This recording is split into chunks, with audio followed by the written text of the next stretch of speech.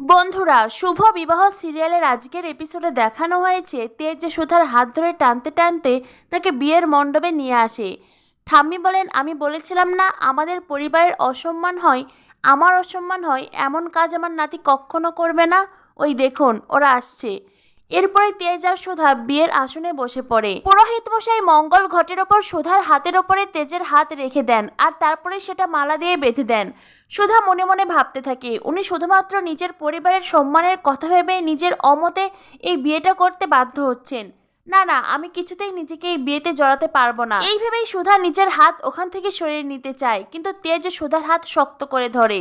তেজ সুধাকে বলে, দুটি পরিবারের মান সম্মান বাঁচাতে চাইলে আপনি এই বিয়ে সম্পূর্ণ না হওয়া অবধি উঠবেন না।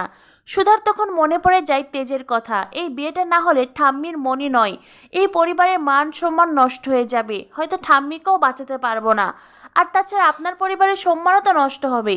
সুধা মনে মনে ভাবতে থাকে, আমার জন্য দুটি পরিবার এতটা কষ্ট পাবে, আর সমাজও তো আমার দিকেই আঙ্গুল তুলবে, আমার পরিবারের দিকে আঙ্গুল তুলবে, দুটি পরিবারের মান সম্মান নষ্ট হয়ে যাবে। এই সমস্ত ভাবতে ভাবতেই তেজ ও সুধার বিয়ের এক এক করে সমস্ত নিয়ম পালন করা হচ্ছে। 7 পাকের সময় তেজ সুধা একে অপরকে নিয়ে প্রতিজ্ঞা করে।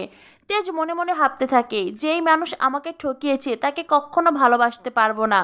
অন্যদিকে সুধা মনে মনে ভাবতে থাকে, যেই সম্পর্কে আমি জড়িয়ে গেলাম সেই সম্পর্কের প্রতি সমস্ত দায়িত্ব কর্তব্য পালন করব। এরপরেই সিঁদুরদানের সময় তেজের মনে পড়ে যায় ইমনের কথা। ইমন বারবার করে তেজকে বুঝিয়েছিল, এই মিথ্যেবাদীদের পরিবারে তুমি বিয়ে করো না তেজ। এই সমস্ত কথা ভাবতে ভাবতেই সিঁদুরদানের সময় অনেকটা সময় লেগে যায়। ঠাম্মি তখন তেজকে বলে, কি হলো দাদু ভাই, সিঁদুর দাও। তেজের দিদি মনে মনে ভাবতে থাকে, ঠাম্মি যতই বলুক ইমনের কথা, আমার মনে হচ্ছে ভাইয়ার মনে অন্য কিছু চলছে, আমি আমার ভাইয়াকে চিনব না। সুধা মনে মনে ভাবতে থাকে, উনি কি তবে এখন এই মুহূর্তে বিয়েটা ভেঙে দেবেন? তখনই তেজ সুধার সিঁথিতে সিঁদুর পরিয়ে দেয়। এদিকে ইমন তো ছটফট করছে, কিন্তু ইমনের মা ইমনকে বলে, লিটল বেবি, তেজ তো সুধাকে ভালোবেসে বিয়ে করছে না, তেজ সুধাময়ীকে বিয়ে করেছে পরিবারের সম্মানের কথা ভেবে। কিন্তু একটা মানুষের যখন মন ভেঙে যায়, সে আঘাত পায়, তখন সে একজন বন্ধু খোঁজে, আর তেজের জীবনে তুমি হবে সেই বন্ধু। এদিকে অনিমেষ তরিতাকে বলে, তুমি যে বলেছিলে দাদাভাই বিয়ে করবে না, তাহলে এটা কি? হ্যাঁ। তরিতা বলে, না না, অনিমেষকে সব সত্যি বলা যাবে না, ওর পেটে কোনো কথা থাকে না। এরপরে তরিতা ইমনকে বলে, এই বিয়েটাও ভাঙতে পারলে না তুমি? কি গো, আমারই ভুল হয়েছে তোমাকে এই দায়িত্ব দেওয়া, এই কাজটা আমাকে আরো আগেই করতে হতো, যাই আমি কি এখন সবাইকে সবকিছু বলে দেব। ইমন বলে, না না, একদম নয়, এই বিয়েটাই সাপে বর হতে চলেছে।